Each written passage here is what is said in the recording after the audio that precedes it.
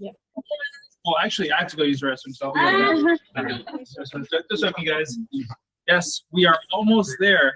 Today, we are covering the very last portion of the RBT curriculum. How about that, guys? Congrats. Congrats to all of you. Congrats to all of us. Yes. Yeah, so today we'll just do this last portion.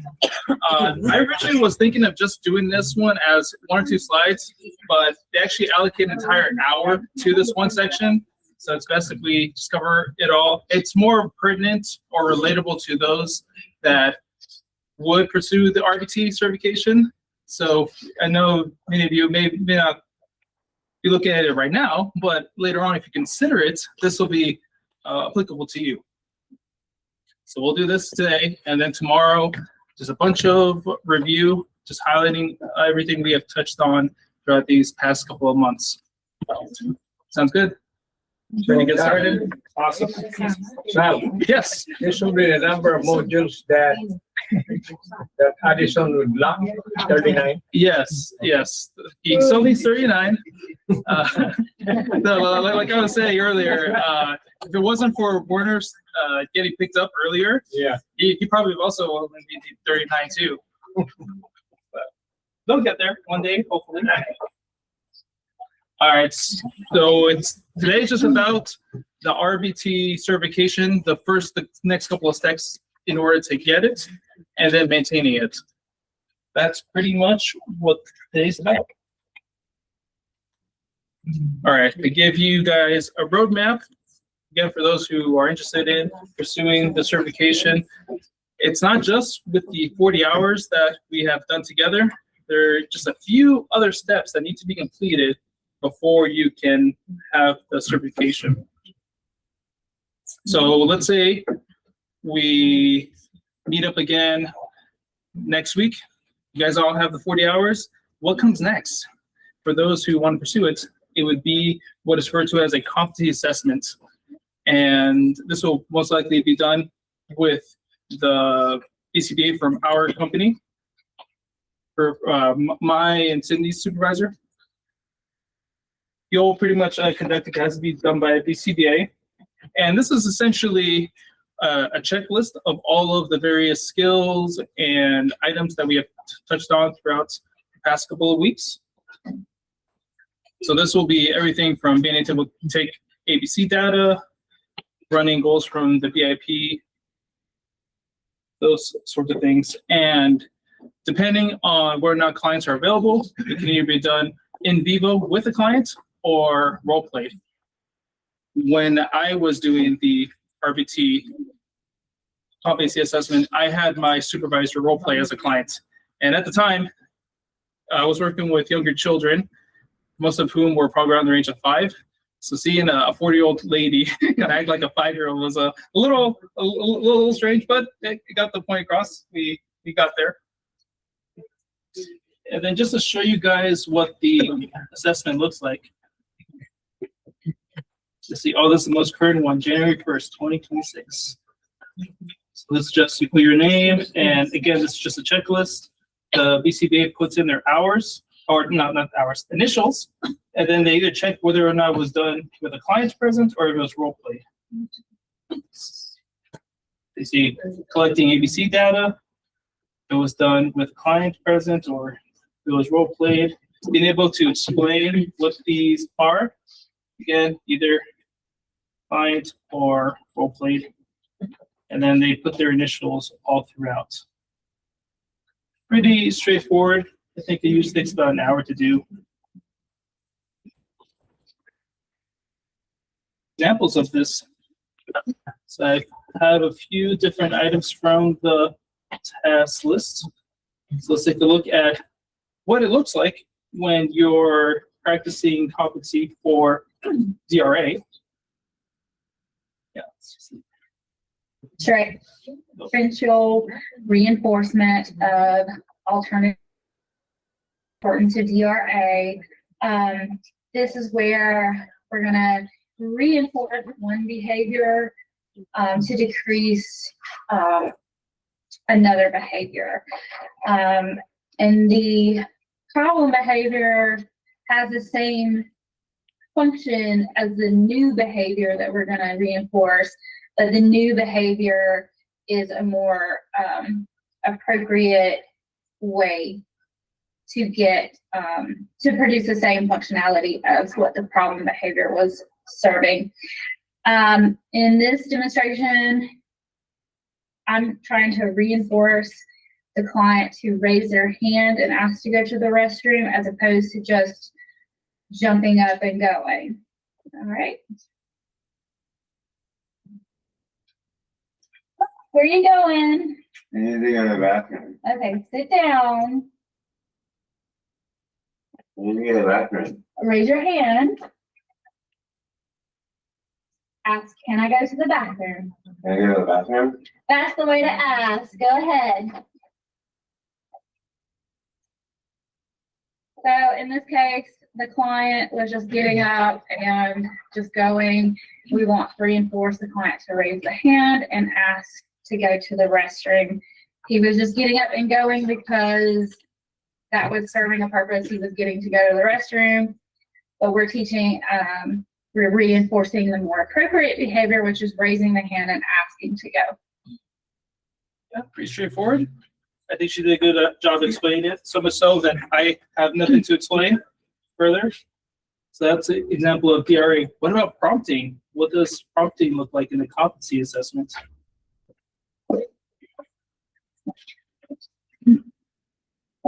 Okay, we're going to demonstrate prompting. Prompting is a cue that encourages a behavior. It happens before the behavior. So we're going to demonstrate this by doing most to least prompting and getting the client to touch their nose. Okay. Touch your nose. Very good. Touch your nose. High five. Touch your nose. Very good. Touch your nose. High five.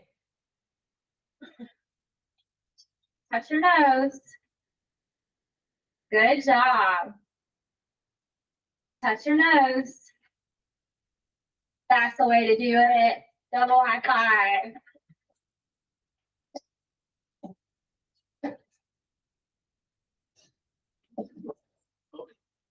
I don't think this one's next. Oh, token systems. No, not that one. But as you saw, as the client required less prompting, the level of praise got stronger too. What about ABC data collection? Overview again. So we're going to demonstrate collecting ABC data. All right. Let's get started on your homework. Can you write your name for me?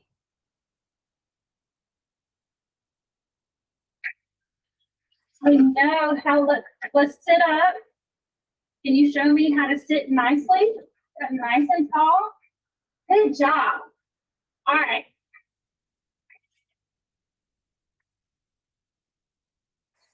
How about we just start with number 1? Can you do number? All right. Okay, let's sit up. Can you show me how to sit up nicely? Sit up nice and tall. Let's look at your homework. All right. So how about we just start with a different problem on your homework sheet?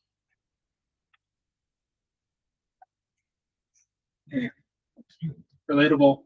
All right, let's sit up nice and tall. Okay, show me how to sit up nice and tall. Very good. All right, so in this case, the antecedent is me providing an instruction for him to start his homework. And the behavior, the B part, is he puts the head down, pushes the work out of the way. And the consequence, the C part, is that I have him sit up and show me how to sit nicely, and then we start over again. In this case, Me asking him to do the homework, giving that instruction, causes him to put the head down. So it seems that maybe he, is trying to escape the assignment. And so that might be what is motivating his behavior here.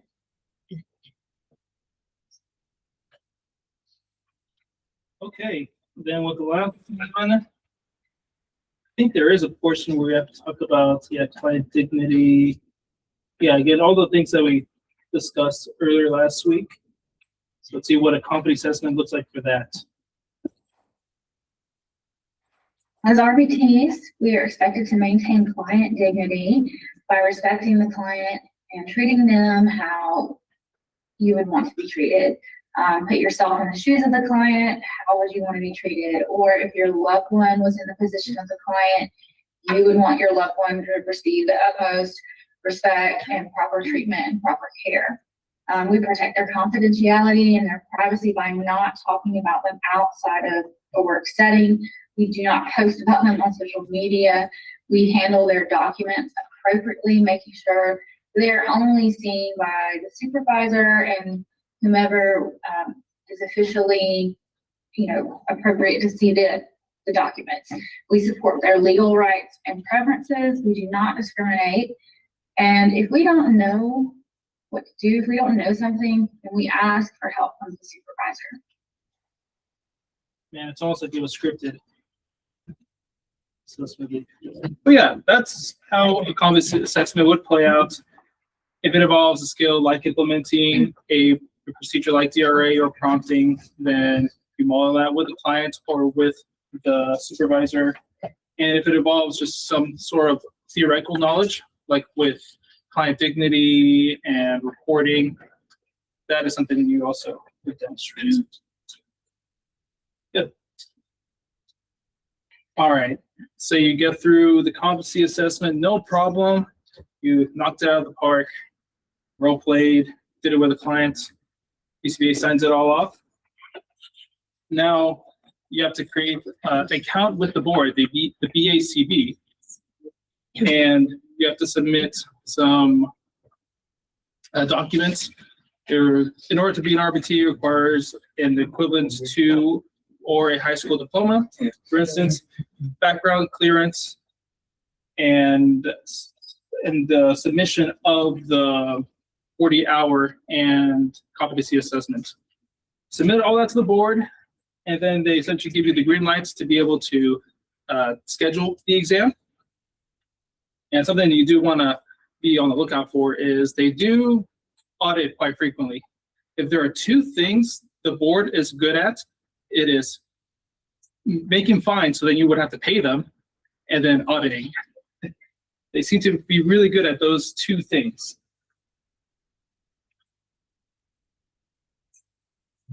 The final obstacle in your way to becoming an RBT is the exam. Yeah, that's the last piece of the puzzle. So you've gone through the 40-hour training, you did the competency assessment, you got all your documents put together. Now it is time to take the test. Where do you take the test? You take it in the Pearson testing centers. These are the same places that you would take all sorts of other types of board and standardized exams. I think one of the closest one here would be on Fair Oaks, near Carmichael. But yeah, it's a electronic test, so you take it on the computer. And at the time, I'm not sure if this is the case now, but I was able to take it at home. But I had a prompter stare at me the entire time. It was interesting because he had me take my webcam and then move it around my room. And then kind of looking, and then he saw that there were some books, completely irrelevant books. And he says, I need you to get those out of the room. Okay, well, I did that. And as I was taking the test, I could feel him just staring right at me the whole time. It was really creepy. So yeah, the test, it remains consistent. 85 questions, 70 of them count. 10 of them are unscored, which means they're just experimental questions. They just want to see how people will do with them. You have 90 minutes to complete it. Now, the day I was scheduled to take the exam, I remember very vividly, I was scheduled to take it at 8 in the morning. And at the time, I was also scheduled to start a new case with a brand new client at 9:30. So I didn't have all the time. And I lived, I think, about 15 minutes away from the client. So there was just no way I was going to be able to use all 90 minutes. So I ended up not being able to check my answers because they gave you the option to flag and come back to them later. I think I took it in about 30 to 40 minutes. Didn't have time to check my answers. I just had to go. And then I found out a little bit later that same day I passed. Like, yeah, so if I can do it in that high pressure environment, so can you guys. So let's take a quick peek at the exam content. Oh, would you look at that, guys? Everything we've been talking about these past couple of weeks. Measurements, so this will be collecting data, frequency, duration, graphs, being able to interpret and create and take a look at displays of graphs, assisting with assessments, whether they be preference assessments, finding what the clients like, skill assessments, seeing what they can do, functional assessments, seeing what is maintaining problem behavior, and then skill acquisition, those teaching methods, everything from DRA, as we saw earlier, shaping, discrete trial training, natural environmental training, behavior reduction strategies. So those are going to be their antecedent strategies, manipulating, motivating operations, identifying the functions of behavior, all the differential reinforcement procedures, documentary reporting, again, objective, doing things on time, professional conduct, all of the cultural competency material we discussed about ethics, and then maybe saying within our scope of practice. All that's going to be touched at some point in the exam. They got a few questions to work with to include it all. However, the exam is not just about being able to just memorize a bunch of definitions. You're not just going to be asked, oh, what does cultural competency mean? What does DRA mean? No, since we are working with clients, it's all going to be mostly about application. So there are very few questions involving just being able to find something simply. No, it's giving you a case scenario, just kind of like how we've been doing throughout these past couple of weeks. Here's a client. This is something that's going on with them. How do you address it? Or what's going on here? And then I have a few questions because I can't think of a better time than any and to answer some questions than when we're talking about the exam. So how about we do that real quick, guys? I got these questions. Now they're going to look a little different than the ones we've been going through these past couple of months because I got them straight from a mock exam. So this is going to replicate what is going to be on the actual board RBT exam. So let's do it. What is the strategy to help maintain client dignity?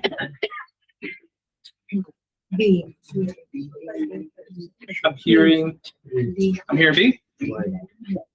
Oh, would you look at that? You guys nailed it. Man, first question down, 84 to go. Awesome. Yeah, this is exactly right.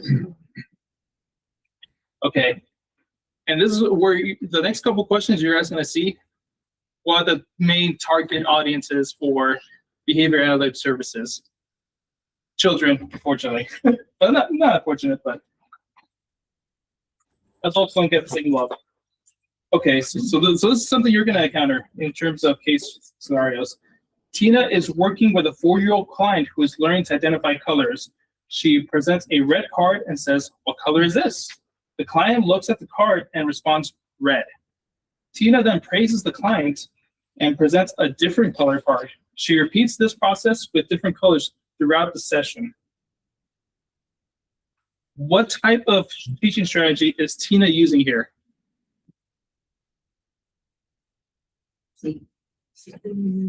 Hearing C's all around?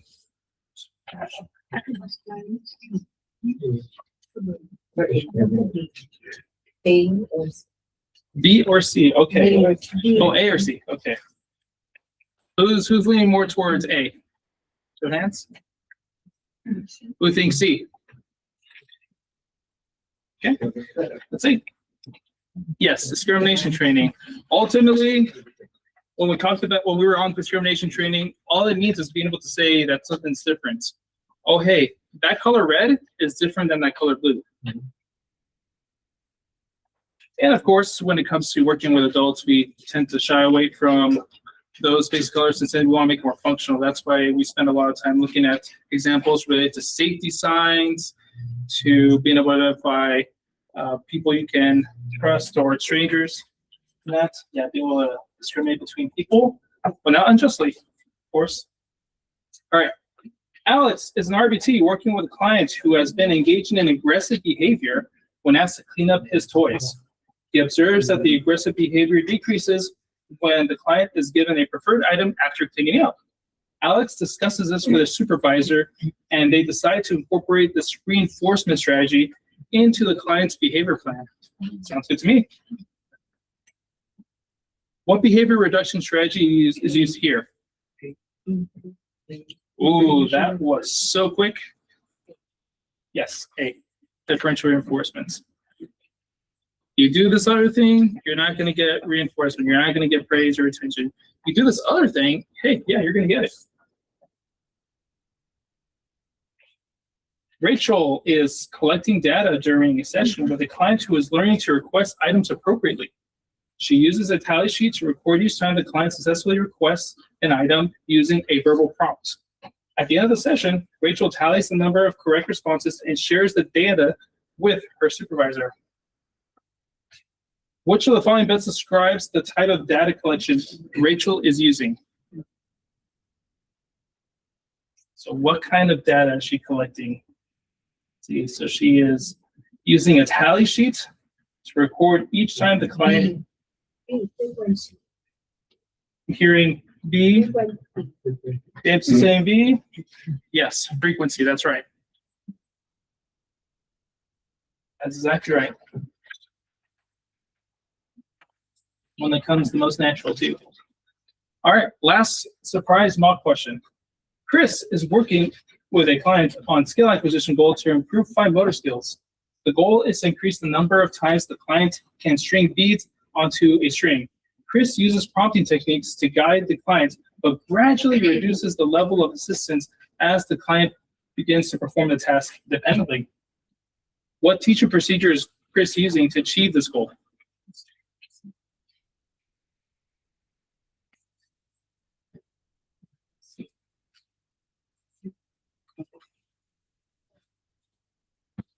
I'll give you guys another moment to look over that one.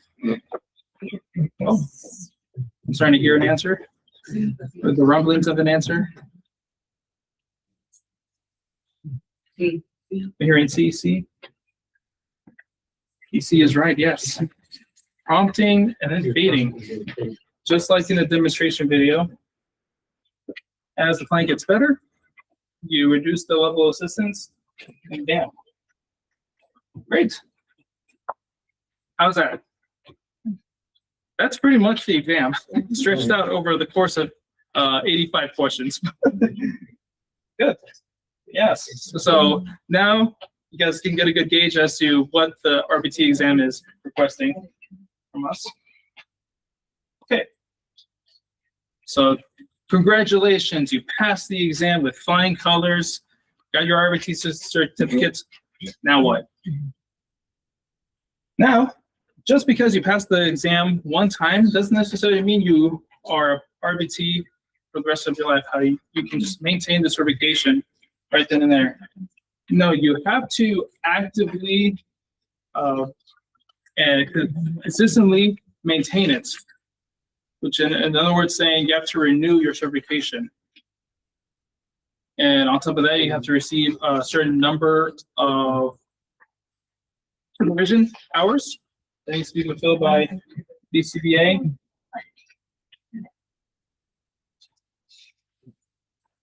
And then something else, this has probably been the biggest change within the past year, Because before, in order to renew your RBT certification, you would have to redo the competency assessment, the one that we just looked at earlier. But ever since January of 2026, a few months ago, now you have to collect a total of 12 a continuing education credits, or as they refer to it here, professional development units, within 2 years to then renew your certification. And this is similar to what BCBAs do.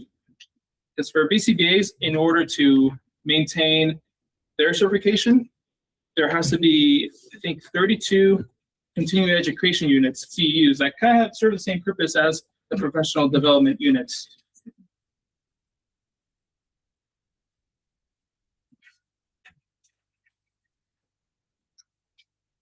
Yeah, so the board eliminated that way to renew your certification. So now the only option is to get those professional development units. And I think that is for the best. Because if you are constantly working, getting used to implementing all the behavioral techniques and strategies, you're going to do well. You're going to do just fine working with the clients, but you're not really branching out your scope.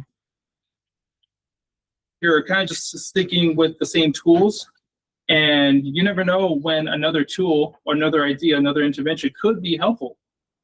Because for BCBAs, we're also expected to continually develop as professionals, getting used to working not just in different settings, but with different techniques. And then when there's new evidence and more research being done in particular areas, that we would develop in those competencies. So I think it's a good change. And actually, let's take a look. We'll take a look afterwards. But to give you guys a good idea of what PDUs entail, the board made it very clear that it has to be related to the RBT task lists. So essentially everything we've been covering, and the ethics code. So when it comes in our particular setting, the day program, some of the more prominent topics that we might want to look at is, furthering our knowledge in the basics, something that really confuses a lot of us, myself included, for a brief period of time, is a distinction between negative reinforcement and punishment.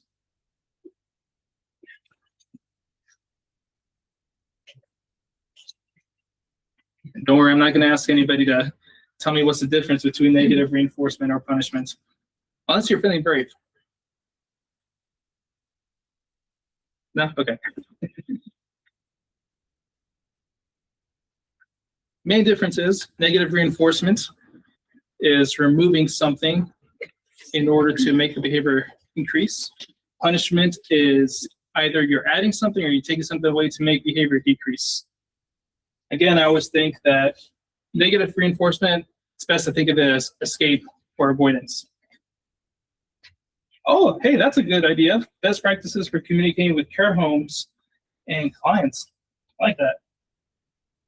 And then, but what about implementing assent-based treatment?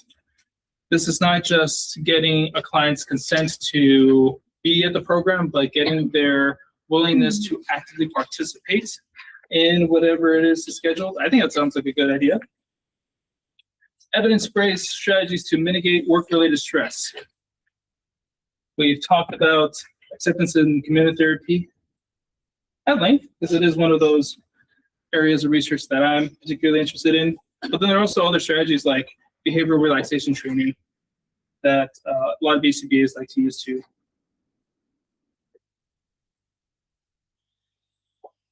Okay, things that cannot pass as PDUs include specific training on client goals. So whenever we go over a client's VIP together, or I show you guys how to take data on the tracking sheets, that does not count.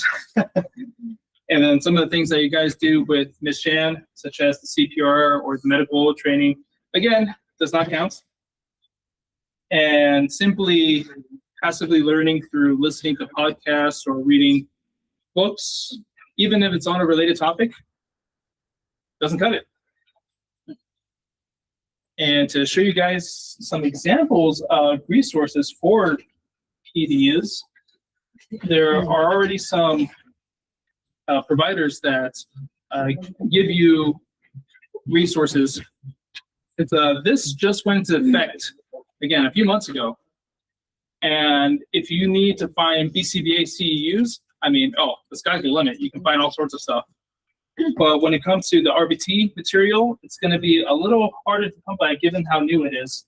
But there are resources out there. So we can just take a look at what are some of these professional development resources here. So this is from Behavioral Highway. So you can kind of just take a look at the types of modules they have, client advocacy training, How to Adults 101 by your name, promoting naturalistic strategies with adult clients. Let's see, sensory processing, enhanced choice model in ABA, trauma assumed care. So that's that one. See, there are not that many options, but there'll be more. But what about this one? This is from Behavior Webinar. Cultural competencies. So if you enjoy that material, then they go in more depth here. Following behavior plan. What to do when you disagree with your supervisor as an RBT. Oh boy, that sounds good. Doing detentions. Again, this is more for early learners. Identifying burnout. Doing something about it. Oh, would you look at that, guys? Acceptance and commitment therapy. How about that? We're just talking about it. And out of all of them, this one looks to be the most creative.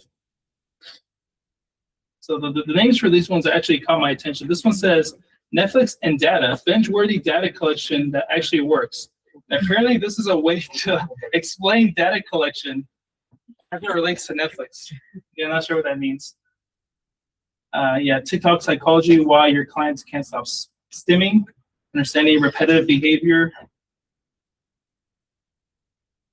Gordon Ramsay kitchen, breaking down tasks without yelling. So this is teaching complex tasks using a task analysis. Let's see. Yeah, you see there's just so many. Keeping DDD fresh, prevent burnout by adding variety to skill acquisition. Yes, so I've included the names of those sites onto the handouts for your reference. Okay, this will be the last thing. So no, I'm also getting really hot. What needs to be reported now that you have your certification? Again, the board, there are not that many great things they're good at. But one of the things is, again, making fines and making you pay them, auditing, and then getting you into trouble. So failure to report any of the things that are following within 30 days leads to you losing your certification. Now, if there is a complex ethical scenario where there is an investigation going forth, the board actually becomes a lot more lenient, and you know you did something wrong. If you tell them and report on yourself, they take that into consideration and are much more approachable than if somebody else were to report on you. So legal or criminal cases, disciplinary actions, even something as simple as you changing your address, they got to know.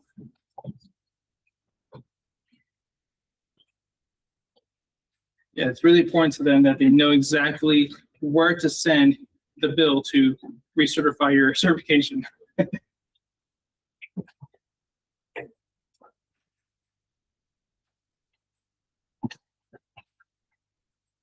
Okay, guys. To summarize this momentous occasion, master the task list, essentially everything that we've been covered. You want to know it like the back of your hand. Then you want to coordinate with the supervisor to nail the competency assessment. Again, for those of you who are interested, just let me know. I'd be more than happy to help you out in that. Get all of your proper documentation sorted out. Make sure you hit that minimum amount of supervision hours.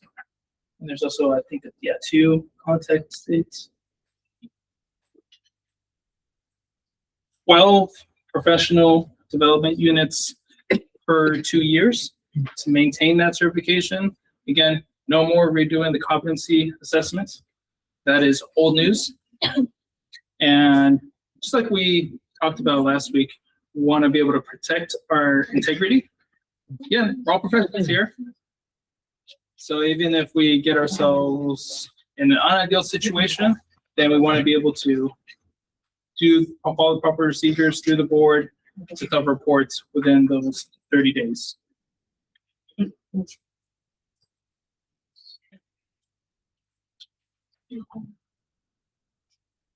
Any questions? It's all crystal clear. So if you guys, again, become RBTs, are you ready for that?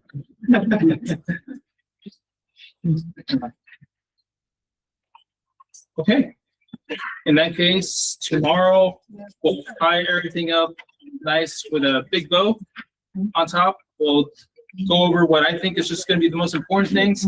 Even if you guys don't go for the RBT certification, there are a few behavioral principles that we can take from the test outline that we can utilize with the clients. And yeah, we'll close it all up. Are you sure? No question whatsoever.